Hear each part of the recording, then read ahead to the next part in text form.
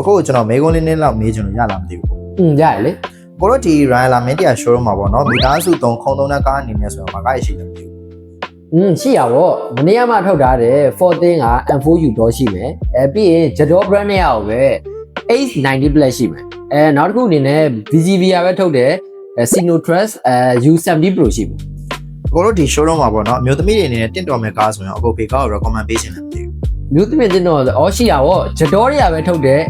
H50 Plus ရှိမယ်ပြီးနောက်တစ်ခုအနေနဲ့ဒါ Link&Co က06ရှိမယ် luxury ထဲမှာဆိုရင်အခုဘေကားတွေရှိတယ်မသိဘူး luxury တွေကဆိုရင်luxury ထဲမှာလုံးဝမေးလို့မရတဲ့ကားတစ်စီးဖြစ်တယ်ဒါ Hongqi ပေါ့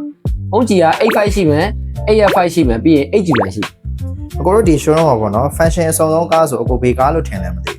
function အစုံဆုံးကားအဲ့ဒါတော့ရှင်းရှင်းလေးပါပဲ basic Excel ပဲ off road ကားတွေရောကို off road ကားတွေဆိုမနေ့ကမှအသေးရောက်ထားတယ်ဒါ VGVR ပဲထုတ်တယ် Sino Truck Boring S7 ရှိမယ်ပြီးရင် T1 T2 ရှိမယ် EV ကားတွေရောရှိလားကိုရှိရပါ EV ကားတွေကဆိုရင်တော့ကျွန်တော်ဒါ Toyota တွေကထုတ်တယ် BZ3 ရှိတယ်ပြီး BZ4 ရှိတယ်ပြီးနောက်တစ်ခုအနေနဲ့ဒါ Chang'an ကထုတ်တယ်ဒါ Deepak S07 ရှိတယ်ဒီဟာတွေအားလုံးကတော့ဒါကျွန်တော်တို့တော်ဝင်လာမယ့်နေရာမှာရရှိနေတဲ့ကားတွေပဲဖြစ်ပါတယ်ခင်ဗျာတကယ်လို့ဒီကားတွေထဲမှာစိတ်ဝင်စားလို့ကျွန်တော်တို့ရှိပါလာရောက်ကြည့်ရှုနေတယ်ဆိုရင်တော့ကျွန်တော်တို့ရဲ့တော်ဝင်လာမယ့်နေရာလိမ့်စာဖြစ်တယ်အမှတ်290ဦးဇာတ်လည်း42ရောက်ွယ်မြောက်တကုံမြို့နယ်ရန်ကုန်မြို့ကိုနှမ်းလာခဲ့ဖို့ဖိတ်ခေါ်လိုက်ပါတယ်ခင်ဗျာအားလုံးကျေးဇူးတင်ပါတယ်